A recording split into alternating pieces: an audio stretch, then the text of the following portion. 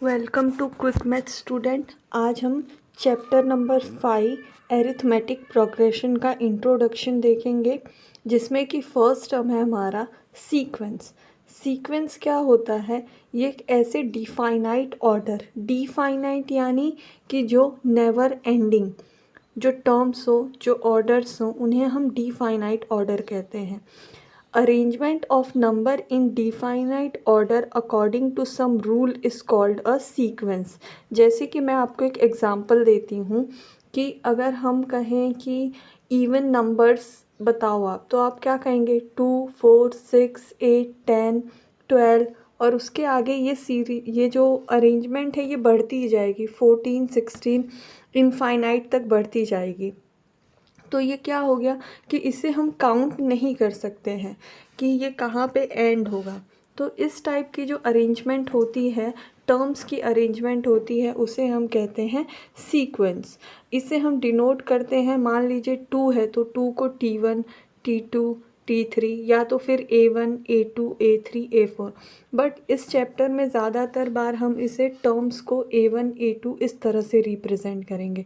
तो ऐसी जो अरेंजमेंट होती है उसे हम कहेंगे सीक्वेंस। सीक्वेंस के बाद में दूसरी टर्म आएगी आपकी सीरीज़। सीरीज़ क्या होती है कि ये जो पर्टिकुलर सीक्वेंस होते हैं, अगर ये किसी मैथमेटिकल ऑपरेटर यानी कि प्लस माइनस इस तरह के मैथमेटिकल ऑपरेटर से अगर जुड़े हुए हैं तो इसे हम कहेंगे सीरीज़। यहाँ पे आप एक एग्जांपल दे सकते हैं, जैसे कि 2, 4, 6, 10 है तो यहाँ पे 2 + 4 + 6 + 10। आप देखिए कि इससे आप ये पहचान सकते हैं कि ये क्या है, एक इवन नंबर की सीरीज़ दी हुई है हमें। ऐसे ही कोई ऑड नंबर की या फिर ऐसे कोई नंबर जिनके बीच का डिफरेंस 5 हो, 6 हो, इस तरह का जो सीक्वेंस रहेगा उसे अगर वो मैथमेटिकल ऑपरेटर को यूज़ करके बना हुआ है तो उसे हम सीरीज़ कहेंगे।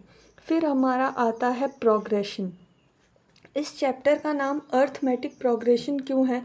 क्योंकि हम इसमें नंबर्स की जो प्रोग्रेशन है उसके बारे में देख रहे हैं। तो एरिथमेटिक आपने ऊपर सीक्वेंस और सीरीज़ में तो देखा कि हम यहाँ पे नंबर का यूज़ करके एक सीरीज़ बना रहे हैं। अब प्रोग्रेशन समझ लीजिए। प्रोग्रेशन क्या होता है? A sequence following some definite rule is called progression. तो ये जो सीक्वेंस है हमारा, कोई डिफाइनाइट रूल जैसे कि प्लस माइनस इस टाइप का रूल, ऑड इवन ऐसा कोई रूल फॉलो करता है तो उसे हम क्या कहते हैं? प्रोग्रेशन।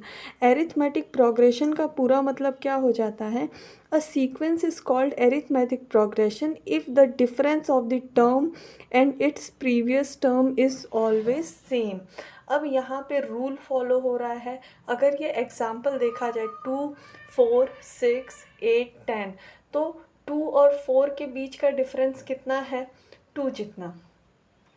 4 और 6 के बीच का डिफरेंस कितना है? 2 जितना। मतलब कि इनके बीच का जो डिफरेंस है, हर एक टर्म के बीच का डिफरेंस क्या है? सेम है। तो इस टाइप के प्रोग्रेशन, इस टाइप का जो बढ़ती हुई सीरीज़ है, इसे हम क्या कहेंगे? Arithmetic progression. इसमें एक चीज़ हमें ध्यान देनी है कि इनका जो डिफरेंस रहेगा वो ऑलवेज सेम रहेगा।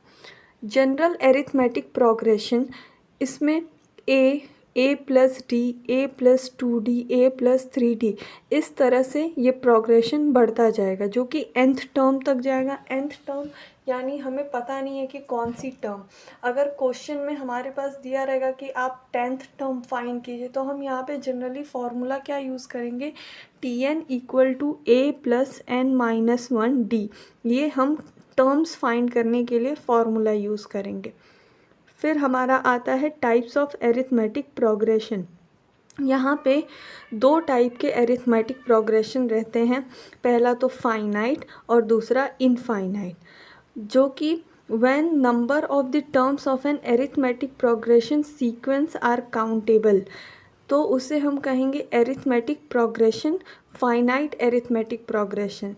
और अगर वो काउंटेबल नहीं है, ये जो इनफाइनाइट टर्म तक आता है, तो उस टाइप के प्रोग्रेशन को हम कहेंगे इनफाइनाइट एरिथमेटिक प्रोग्रेशन। अगर इन सारे प्रोग्रेशन का, इन सारे सीरीज़ का हमें सम फाइंड करना है, तो यहाँ पे एक फॉर्मूला रहेगा, Sn = n/2 2a plus n minus 1d और Sn is equals to n/2 a plus l। ये जो l है ये लास्ट टर्म को डिनोट करता है और इसी को अगर हम और मॉडिफाई करें तो सम का फॉर्मूला हो जाएगा Sn is equals to n/2 2l minus n minus 1 d। ये सारे इंपॉर्टेंट